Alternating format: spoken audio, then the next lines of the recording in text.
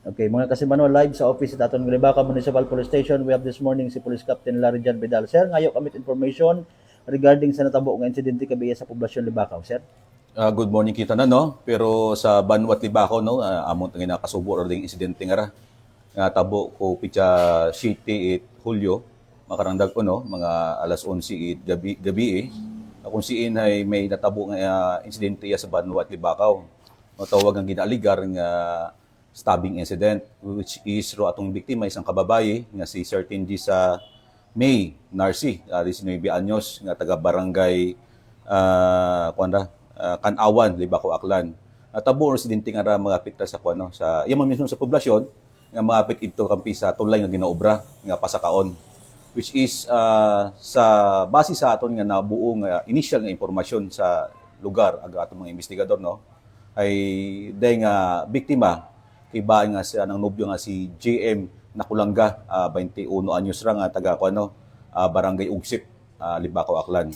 Ako si Inero ang nga nobyo nga ra ginaligar nga under influence of liquor nakainom ra siguro nga sinadya man siguro kat mga banda alas 11 ko nung aron nga gapauli sanda sa duy nga sabi nga inakampi sa tulay nga ginaobra no yes Banwat Libacaw ay ginaligar ito nga anang nobyo nga sada ko na idabangan rat mga sobra dayong katawo pagkaabang kanda kat ginkumpronta na raw mga individual nga ra nga mga kinahanglan nga wa pa nakayaga gato pang inaimbestigahan raw ng identity kara ay kuan ako no na uli na napatuhan na nga raw anang kuno nobya nga ra may tama to sa liog tapos siin ay nangayimot buligrasa nasambit nga mapit nga panimagay which is later on nagtayo ayuda nga pagkadaon sa infirmary nga iyas mapit nga hospital ya sa Banwat Libacaw kung siin ay later on ay gindaray mo sa Kalibo para sa nakaigo nga mas kuno dahil sa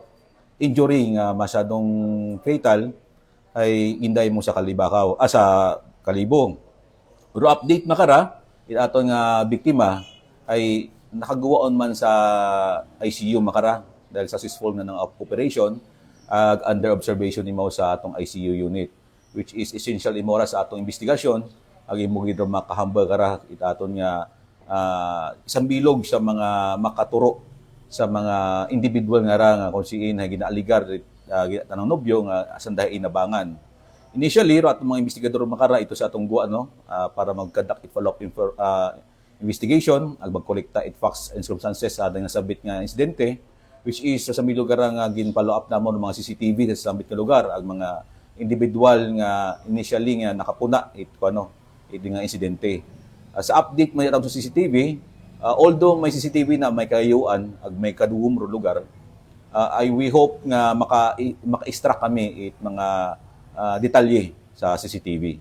And the same time ro atong mga witnesses ay gina-convince panahon makara sa iba pagid nga makara gatan-aw no gatan-aw aga pamati sa aton nga kanya-kanya nga media ginaayo damon ro kapulisan it Libacaw Police Station samtang kami naga sa proseso itang mga investigasyon ginaayo gid damon nga may mga individual baga may mapagaysayod nakita sa nasambit nga insidente ay makipag-angot lang sa police station namon para nabat namon naton na ro mga atong mga suspitsado nga rang wa pa na kaya niya sa makara.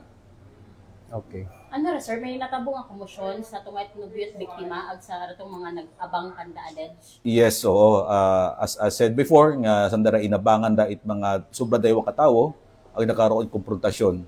So sa konfrontasyon karon, nagkaroon it commotion which is din nga ni after during commotion napuna ta tanonobyo nga ra nga may tama ta sa liog ro anang nobya. Din ro anang statement atong sambilog sa kibahan it biktima do anang nobyo. Hindi pa hindi pa naton hindi pa makastand ron imaw sa doing aton nga facts pang imaw ron nga naton gina-validate no para atong paron nga idaran paro investigasyon sa anang aligasyon. Kung makastand ron imaw iyang kita sa next nga investigation ro pag-identify it atong mga suspitsado anang identity and pagkolekta it mga ebidensya kontra kanda. May posibilidad sir nga nag-aawat lang itong biktima that's why nga haiguan ni mao ita rekagin liban.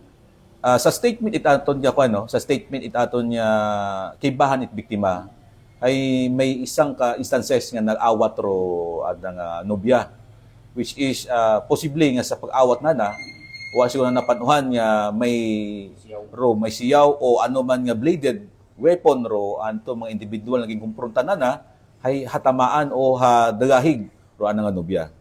What recover nga siyaw, sir, pag-investigar nato? During pag-arrive it aton nga first responder katong investigador sa sambit nga lugar, negative ro aton nga weapon use or bladed weapon use nga gingamit sa insidente. May information kita sir kung ano yung siyaw. Negative pa sa makara kung ano ro bladed weapon. Ano ka sir nga motibo sa krimen at bukang kilaga it nobyo it victim sir dudayang mga persona nga nag-abang kanda sir. Sa may id nato nga pagpangutan na kana ang sa pag-imbestiga naton, nagagawa sa statement itanong sa nakibit na nobyo nga ron nga si GM nga hindi na ma-identify ro sa pangapangagan ro mga individual nga nag-abang kanda. Ang motibo, pwedeng wa man sa dako ni Mora it kontra previous. Posible nga trip ro anang maging motibo base sa aligasyon itaton nga kibahan din nga nga biktima nga si GM. Si Inhalin, sir, do, si JM nga ray kay man sa initial nga information na nasa under the influence of liquor, nakainom man da. May nga medyo nag-inom-inom sandara sa ibabaw sa unahan. Okay. Ito yung nasambit nga tulay. Ginom-inom sa daida. Dahil nga lugar abiron ay ginagtong iba't mga pumuyo ra it libakaw nun. Dahil lugar abi manami abiron ro ng scenery lalo na sa mga hapon nga sikawumro adlaw. So siguro nagkasadya-sadya, naglingaw-lingaw sa doing nga lugar, ang naabutan sa dait gabihon. Sa sa pag-ulit dada is natabo ro insidente nga kusiin ay na ninahan ro anang nobya nga ron.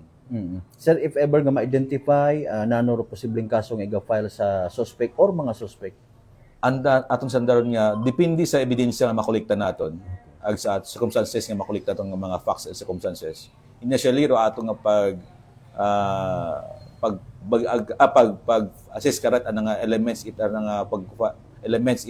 pagfalit kaso either sa murder or homicide. Kumusta by the way, sir, na may diya ka takon mo unot dagom or fatal sinimo kay inarong igo Oo. Manipis imora nga nga nina. Ugaling hay iya imo sa mayor nga ugat itliog. Pero hindi mamba it's stab wound di mo. Ako mismo nakausisa ito. Base man sa statement ato nga doktor sa infirmary nga bukod tay mora Stab literal nga stab wound kundi ay medyo na slash nga kwan pahiwa nga manipis imaw nga hindi makonsidera nga stab pero roan ang inagyan nina is siya sa mayor nga ugat kaya abong dugo or nagbuhin ka na sa nanggawas. Sir, may natipon kita nga CCTV dahil kapag nagagamit tayo ng pagkakina. Yes, oo. Sa makara is continue pa itong pag-collect CCTV nga mga footages. Sa CCTV footages ron, may atong dedicated parang investigador karon para i-collect imaw, ang i-assess, ang i-identify, posible nga i-track naton, ang pati ron mga individual nga posible nga natong maging witness sa insidente. Sino pag-abioleta ng dilo ng mga suspect? As of daw, wa pa it kako na feedback ro atong investigador, no? Sa field pa sa Damakara, kung sino mga individual nga nakita sa CCTV. The version sir it witness naton ag version itay nobyo nag-coincide man sir. Initially witness no wa pa namong ginapagawa ro statement karon sa pumuyo. Since nga essential pa imo sa among investigation. Base makabulig, sir, mention nimo kay ina ro pumuyo nagapamantaw. If ever, pwede kaya ma-describe man lang kung may una gon nga Yes, sa korokron, oo. lambong, etc. Sige, sir, basta makabulig. Pero aton nga initial nga nabuong information na extract naton sa bilog sa biktima anong nobyo nga nga gitambangan man si GM ay mga individual nga mga yakira more than 2 nga individual nga yaki. May height sandara nga mga sa 5'4" to 5'6" nga mga yaki noon ag madya sa slim belt sanda. Sa bilog kato nakaubay tiyambong ang ibahay nakagambong mata. Makiyan-an aton nga witness o kibahan biktima sa itsura pero bukon sa pangagan. Age bracket, sir, kung may una. sa ina sa level imot sa mga 20 anyos pasaka, hindi imamunaba sa 30. Tagalibakaw man ka na, sir. Hindi ito maseran dahil hindi na makiyan ang ngani sa pangayan. Pero paano sila mataburo insidente sa area nga tumagit tingnan daw mat mga commotion abi nga ma-report. Negative ina sa makaraina ron. Makara first time nga namon na they part pa namon na biron namon nga patrolling ini nga area nga ron dahil abong tao biron na. So first time na natabo sa akon nga stand bilang chief of police iya sa Banwat Libakaw nga may natabo ang insidente na aron sa may tulay. Dahil iya biro mga tao abiya kung mga adult ikaw is manamit raw sinayo iya. Maliban lang gid sa mga nagadayo bukod tagariya ang mga pamatanon pa mga ukuwang sa paggiya di sanda man naga hinaras-haras ina sa gabi. Pero may mga ato man yang kampanya sa mga minor de edad nga aton sanda gina sita dadaya sa police station niya call attention kinikanan ang yaton over sa house disability may matong mga records mataya. So continue ra aton karon nga kampanya sa pagprotekta sa mga minor de edad. Pero sa mga legal age imaw, free sanda inar maagto. Sa dahil sa datapong insidente nga ra, I'm trying to reach out with the mayor kung ano ro amon nga magiging hakbang sa ding area nga ron. Proactive measures. By the way, ikaw man sir, nagalin man kimo nga somehow nagiging hotspot or literal nga manami ro lugar agagtunan. Na-mention man nimo sir nga makipag-coordinate pa. Pero basically from the Office of Libakaw MPS may plano nga dugangan ro police visibility sa area kapin pa iba galit iwag sir. Since nga kabuhay man namon nga nakikita na contact mo namon karon do contractor karon nga butangan it lightings ro area. Yun. So na-contact man namon karon si kapitan dati nga ro hindi doing a place is Baduom nga kung si inay magiging magiging mitsa or tugahan it mga aktibidades nga pwedeng maging illegal or may mga insidente nga ito matap na gagi. Nga try ko man na reach out makala si Mayor no kung ano-ano ro ang mga pwede namon nga hakbang para ma-minimize o tawin na at the same time kung ano ro hakbang it LGU para kung hindi kaya ito tractor nga butangan it lightings doon ay ro LGU ro mabutang it lightings karon. Okay. Sige. May mga by the way sa mga tanal man kita no maliban kinyo sa Libakaw MPS, what about mga force multipliers nagahugag man kun gabi iya? So atong force multipliers iya hay atong nga lap which is atong lap iya hay nasa DCCT man lang ra nga bilog. Daytime ra mostly sa implement itong local ordinances. Pilahon lang gid duty sa gabi nga gabuli ka mo sa pagrunda. Ro gin rise up manamon ro issue karon sa atong nga punong barangay nga mag-add it force multiplier ro atong nga barangay tanod. So may mga effort mo sa nanging tao. Kung kuman abot ko ba concern kay kapitan nga idugangan pagid do much effort dahil do aton nga Libakaw nga Banwat Libakaw ay pagtong kita sa progresibo nga lugar. So abon taong gaagto yan. Sige sir, mensahe na naton sa aton yung mga pumuyo, especially sa mga taga-Banwat Libakaw. Sa mga pumuyo at Banwat Libakaw, ang sa mga pumuyo man nga nagapamantaw makara sa aton nga sa mga live with inyong mga respective nga media,